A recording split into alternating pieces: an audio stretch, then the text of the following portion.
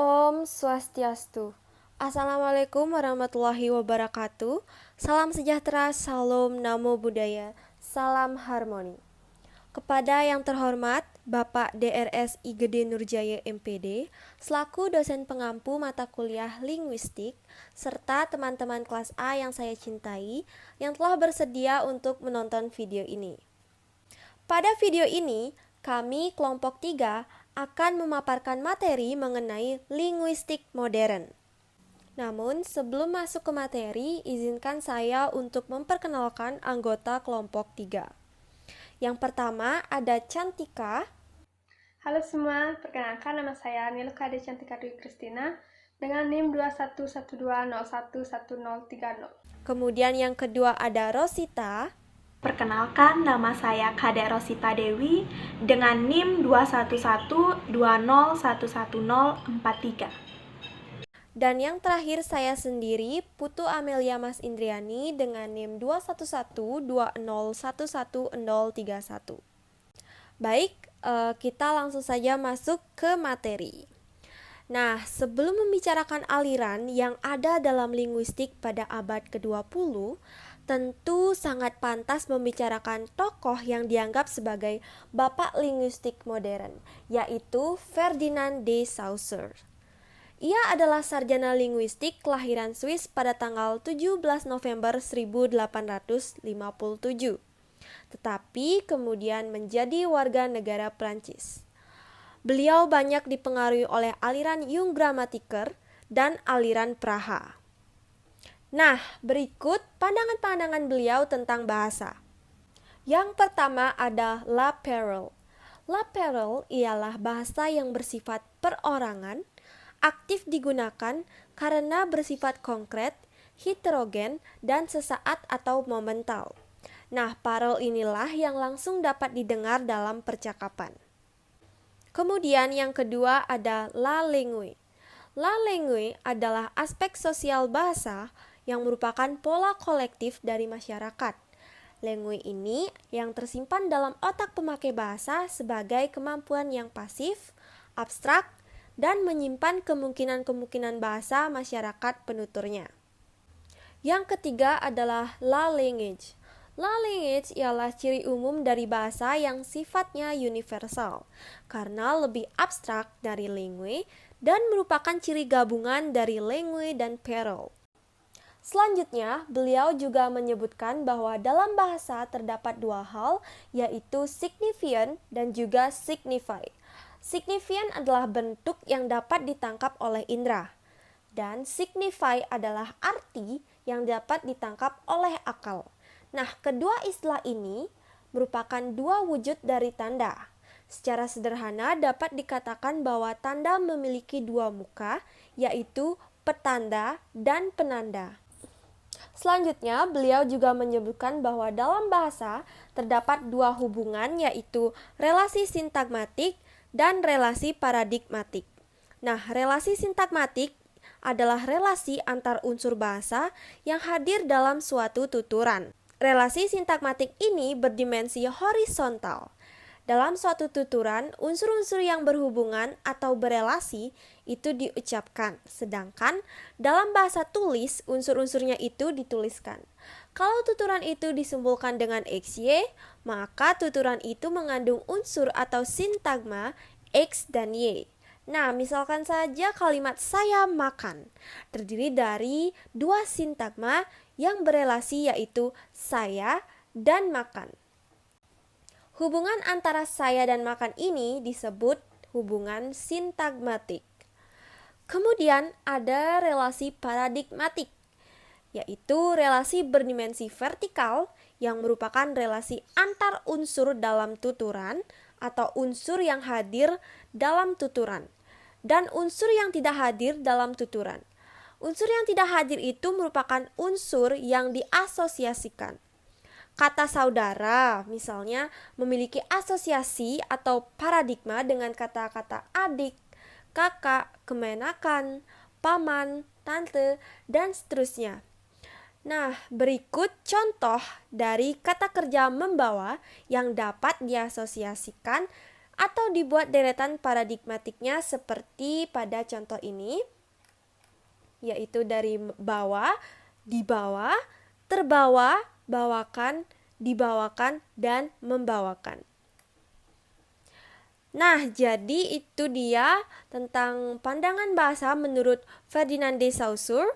Untuk materi selanjutnya akan saya serahkan pada rekan saya, Cantika. Baik, terima kasih atas kesempatannya. Baik, selanjutnya ada aliran Bloomfield. Aliran ini disebut juga aliran struktural atau distribusional. Adapun tokoh-tokoh dalam aliran ini, yang pertama ada Franz Boas pada tahun 1858 sampai 1942. Yang kedua ada Edward Sapir pada tahun 1884 sampai 1939. Dan yang terakhir ada Leonard Bloomfield, yaitu pada tahun 1887 sampai 1949.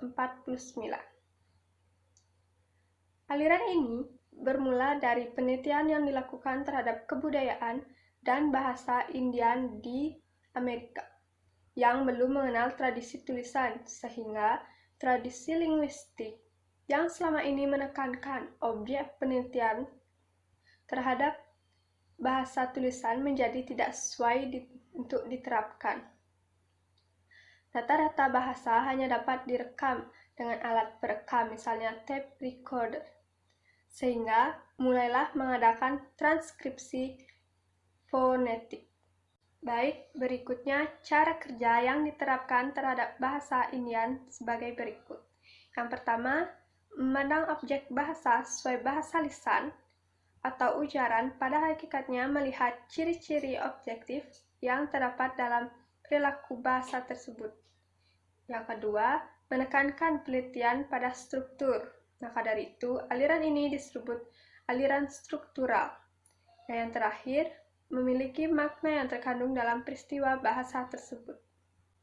Dari karya-karya aliran ini dapat dirumuskan pandangan kebahasaan yang dianut oleh aliran ini. Yang pertama, aliran ini bersifat anti-mentalistik karena menganggap struktur batin dari bahasa sama dengan struktur lahirnya. Yang kedua, aliran ini bersifat behavioristik karena membatasi bahasa sebagai perangkat pola-pola tabiat sebagai hasil dari masyarakat penuturnya. Dalam paham behaviorismenya, ini adalah bahasa selalu didasarkan dengan rangsangan atau stimulasi yang mengakibatkan adanya tanggapan atau respon. Dalam pengertian behavioristik, terkandung sifat empiristik, kurang memperhatikan hal-hal yang bersifat kejiwaan dan intuisi dalam analisis bahasanya. Yang ketiga, aliran ini sangat memperhatikan analisis yang bersifat deskriptif tanpa melupakan analisis historis komparatif. Yang keempat, aliran ini juga memusatkan perhatian pada analisis fonemik dan morfologi, dan kurangnya memperhatikan analisis pada kata sehingga ada yang mengecapnya sebagai aliran yang morfem sentris. Dalam hubungan analisis fonemik, aliran ini juga berpendapat bahwa perubahan-perubahan bunyi ini berlangsung secara teratur dalam frekuensi yang produktif atau sama dengan hukum Grimm.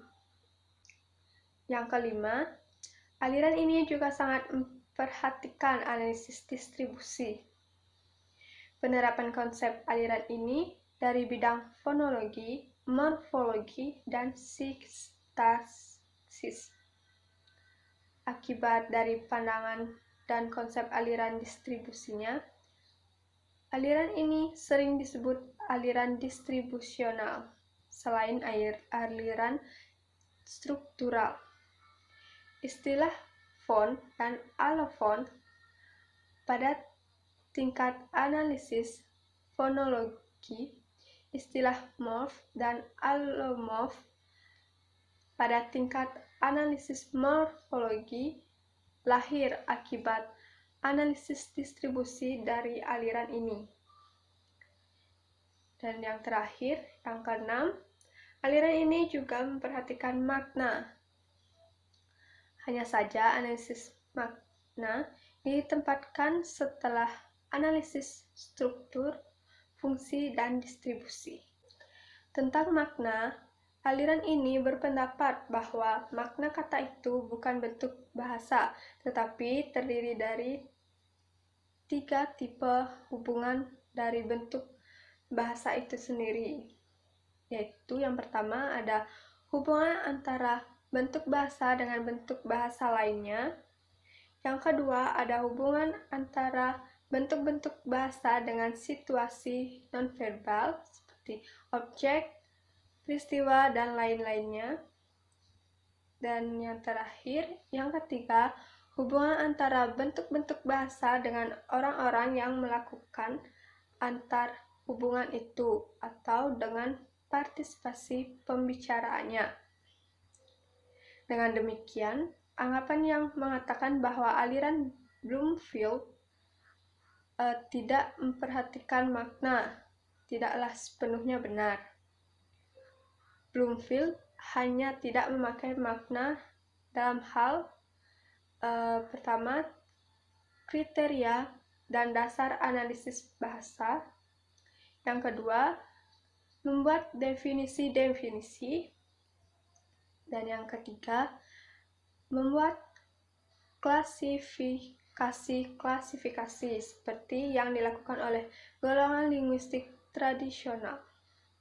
Aliran Bloomfield sangat besar pengaruhnya pada linguistik modern abad ke-20 dan para pengikut aliran Bloomfield kemudian disebut kaum post-Bloomfieldians.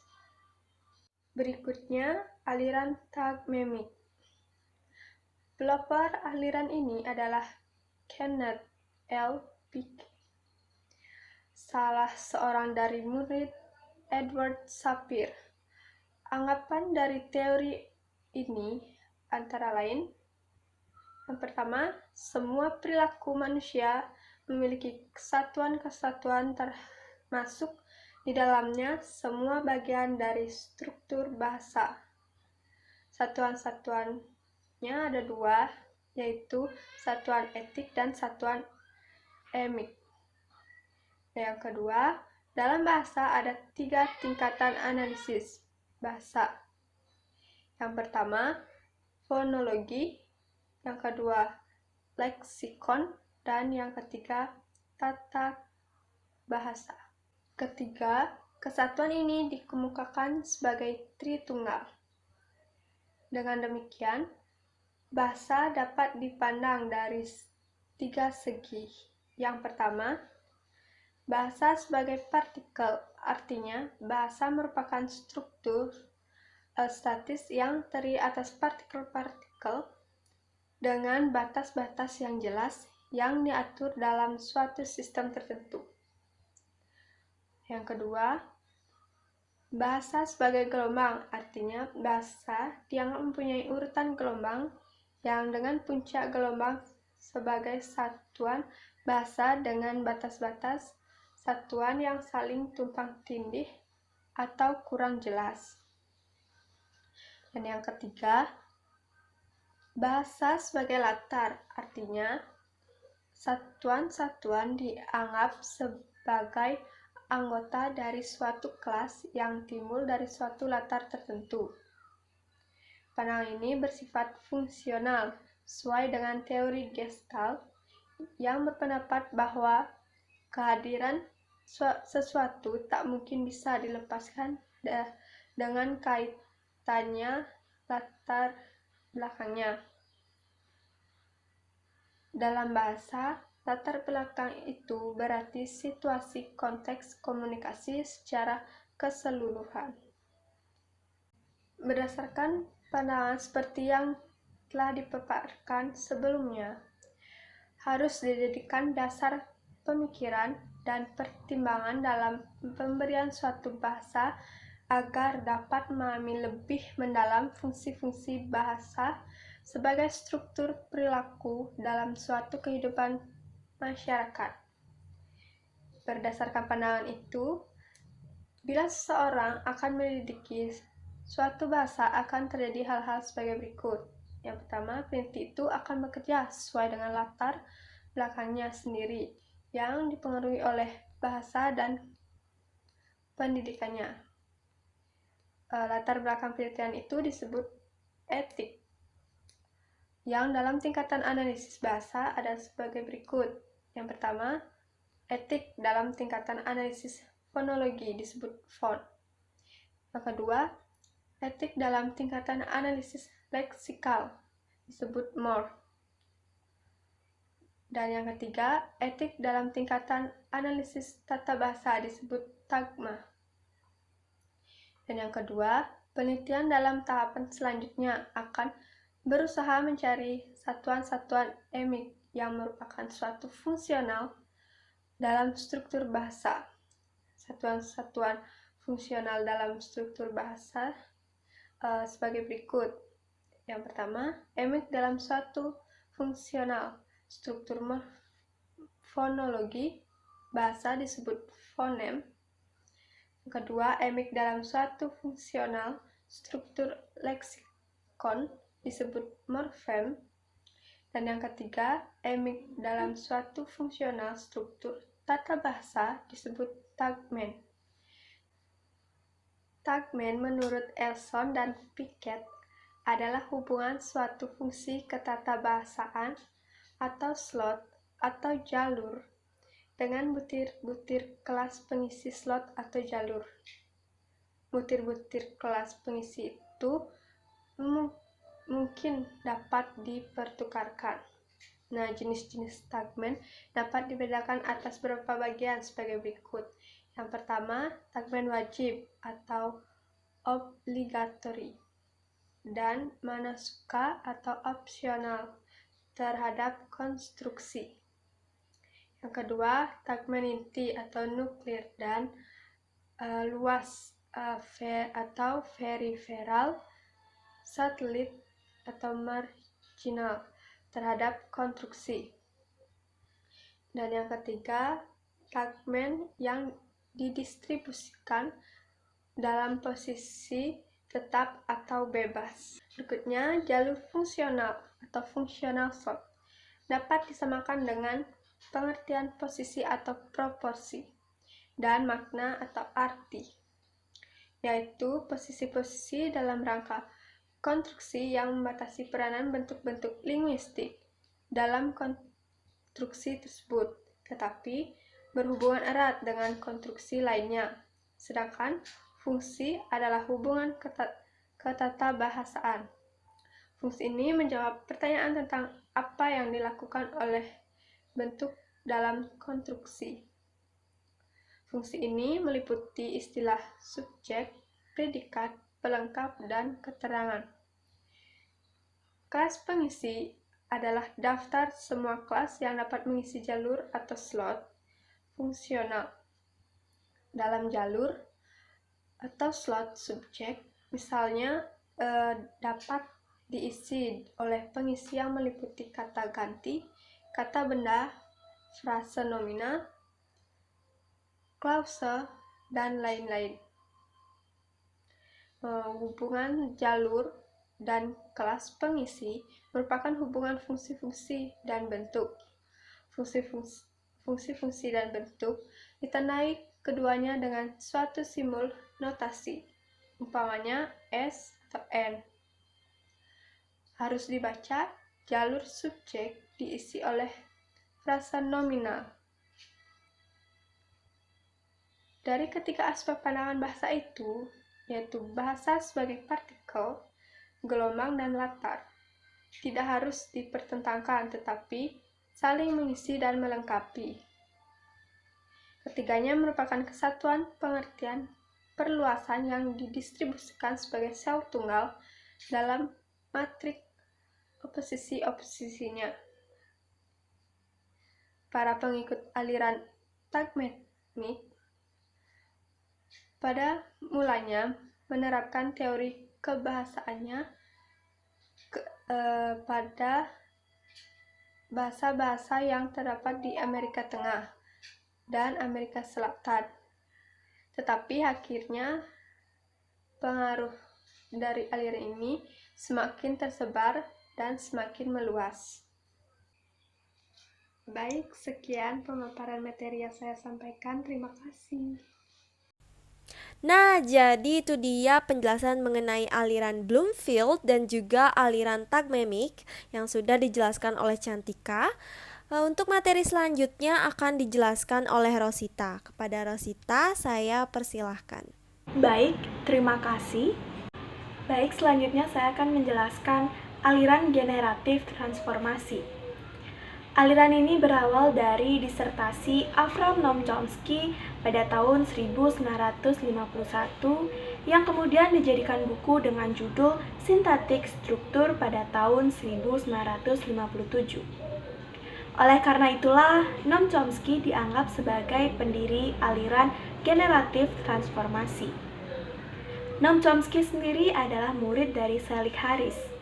Sementara Selig Harris sendiri adalah salah seorang tokoh dari aliran Bloomfield.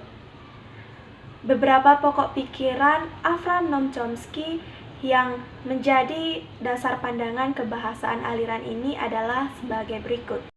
Setiap bahasa memiliki jumlah kaidah yang terbatas, tetapi dapat dimanfaatkan secara tak terbatas. Dengan kaidah dan unsur-unsur terbatas jumlahnya, dapat dibuat kalimat-kalimat yang tak terbatas jumlahnya. Aspek pemakaian bahasa yang dapat menimbulkan atau membangkitkan banyak kalimat dari kaidah yang terbatas itulah yang disebut aspek kreatif atau disebut generatif dari bahasa.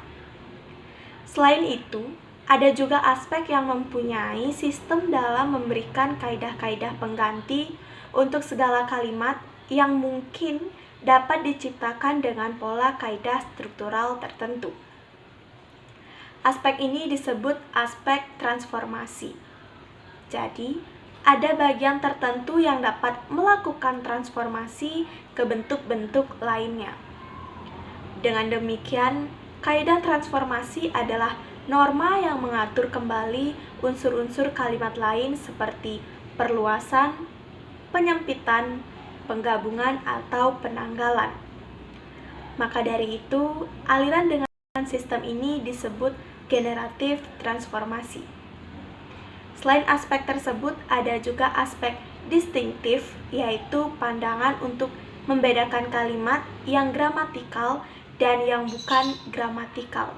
Yang kedua, setiap pemakaian bahasa memiliki dua aspek kebahasaan, yaitu kompetensi dan performansi. Kompetensi adalah pengetahuan penutur dan pendengar mengenai bahasa mereka. Pengetahuan ini adalah pengetahuan berbahasa seseorang yang ada dalam otaknya yang dimiliki secara intuitif. Selanjutnya ada performansi, yaitu pelaksanaan berbahasa seseorang yang diwujudkan dalam kehidupan sehari-hari. Performansi inilah kemampuan bahasa seperti yang dapat didengar oleh pendengar. Performansi merupakan penampilan bahasa seorang penutur. Pokok pikiran Chomsky yang selanjutnya yaitu setiap peneliti bahasa harus dapat memahami dan menghubungkan dua struktur bahasa yang ada pada penutur, yakni struktur dalam atau struktur batin dan struktur lahir atau struktur permukaan. Struktur batin atau struktur dalam adalah bentuk abstrak yang ada dalam pikiran yang menentukan makna ujaran. Struktur batin belum tentu dalam struktur lahir. Menurut Krida Laksana pada tahun 1983 mendefinisikan struktur batin sebagai struktur yang dianggap mendasari kalimat atau kelompok kata yang mengandung semua informasi yang diperlukan untuk interpretasi sintaksis dan sematis kalimat dan yang tidak nyata secara langsung dari deret linier kalimat atau kelompok kata tersebut. Yang selanjutnya, struktur lahir adalah bentuk ujaran yang dapat didengar nyata dalam perilaku bahasa.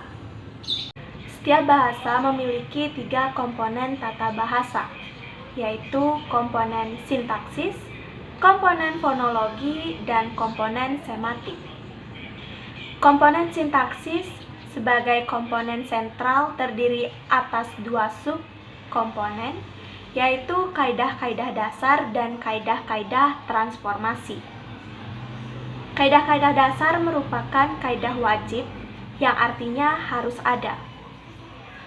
Kaidah ini yang menghasilkan pola kalimat dasar dan pemberian struktur untuk setiap kalimat. Kaidah dasar inilah yang menjadi struktur batin. Kaidah dasar ini terdiri pula atas kaidah kategori dan leksikon. Leksikon merupakan daftar dari semua keterangan morfem yang ada beserta semua keterangan yang diperlukan untuk penafsiran sematik, sintaksis, dan fonologi. Kaidah-kaidah transformasi adalah norma yang dipakai dasar untuk mengubah kaidah dasar yang memendam struktur batin di atas menjadi kalimat turunan yang menyatakan struktur lahir. Dalam kaidah transformasi ada yang wajib dan ada pula yang bersifat manasuka. Komponen fonologi, yaitu bagian tata bahasa yang membicarakan tentang bunyi-bunyi bahasa. Bagian ini memberikan interpretasi fonologi pada deretan unsur yang dihasilkan oleh kaidah transformasi. Komponen sematik, yaitu bagian yang membicarakan tentang arti suatu bentuk dalam bahasa suatu struktur, atau komponen yang memberikan pengertian atau penafsiran makna pada deretan unsur yang diberikan oleh komponen dasar. Yang selanjutnya, teori ilmu bahasa ialah sistem hipotesis tentang ciri-ciri umum bahasa manusia yang disajikan sebagai usaha untuk memperhitungkan gejala-gejala bahasa tertentu. Dasar hipotesis bahasa yang tidak hanya memperhitungkan satu bahasa tertentu saja. Ini adalah untuk kepentingan, yang pertama, kekhususan ciri bahasa tertentu, yang kedua, ciri kesejagatan atau keuniversalan dari bahasa manusia, dan yang terakhir, meramalkan proses gejala bahasa pada manusia mendatang. Selanjutnya, suatu teori ilmu bahasa harus memenuhi 3 syarat, yaitu cukup observasi, cukup pemberian atau deskripsi, dan cukup penjelasan atau eksplanasi. Dan pokok pikiran Chomsky yang terakhir yaitu ilmu bahasa generatif transformasi mempunyai 2 kriteria, yaitu kesederhanaan dan kehematan.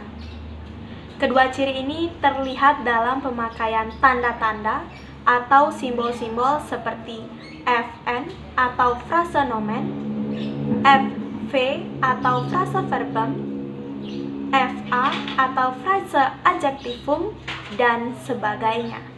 Baik, yang selanjutnya saya akan menjelaskan aliran stratifikasi. Aliran ini dikembangkan oleh Sidney Lamb. Munculnya penamaan aliran ini sebenarnya berasal dari cara aliran ini memandang bahasa. Menurut paham stratifikasi, setiap bahasa terdiri atas strata-strata. Paham dan pandangan kebahasaan dari aliran ini dapat dipaparkan secara ringkas sebagai berikut. Yang pertama, Bahasa adalah sistem antara hubungan dan dapat diuraikan berdasarkan sistem lapisan strukturnya atau sistem stratanya. Hubungan fundamental yang terdapat dalam bahasa adalah hubungan representasi atau realisasi. Hubungan ini merangkaikan strata dengan strata lainnya yang berada pada tingkat yang lebih bawah. Yang kedua, pada umumnya, bahasa dianggap memiliki 4 strata, yaitu strata sememik, strata leksemik, strata morfemik, dan strata fonemik. Yang pertama, strata sememik. Dalam strata ini, satuan yang dianggap paling kecil adalah semon, yang berupa jaringan unsur-unsur. Yang kedua, dalam strata ini yang dianggap merupakan satuan terkecil adalah lekson, yang berupa percabangan. Yang ketiga, ada strata morfemik. Dalam strata ini, yang dianggap satuan terkecil adalah morfon, yang berupa gandengan unsur-unsur. Dan yang terakhir ada strata fonemik.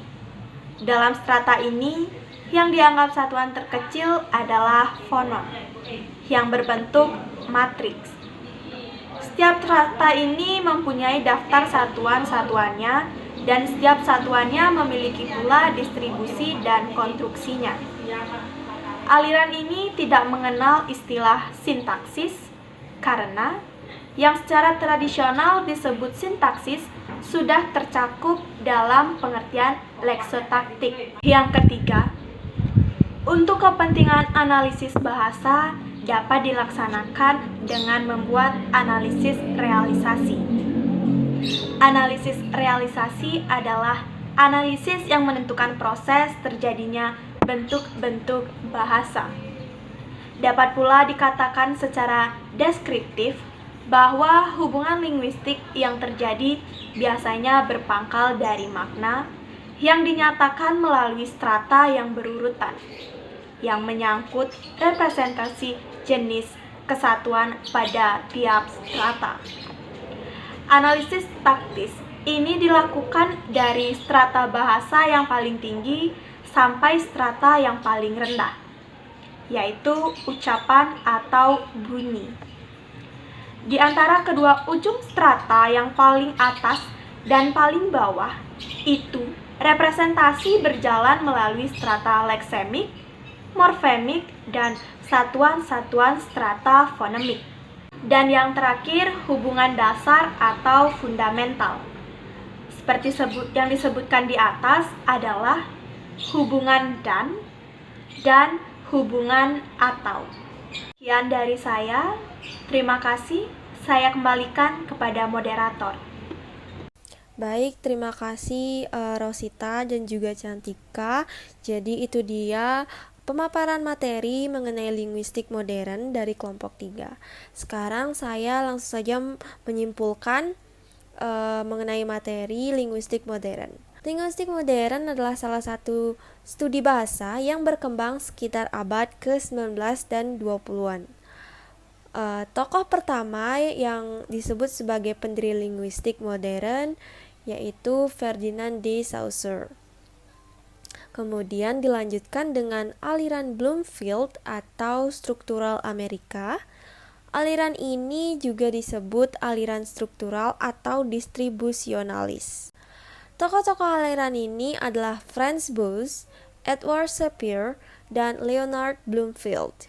Bloomfield memandang bahwa bahasa itu terdiri dari sejumlah isyarat atau tanda berupa unsur-unsur vokal atau bunyi yang dinamai bentuk-bentuk linguistik.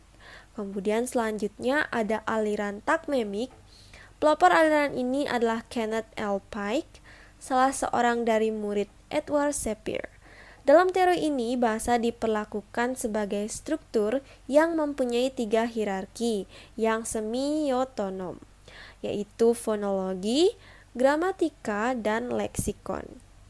Kemudian ada aliran generatif transformasi.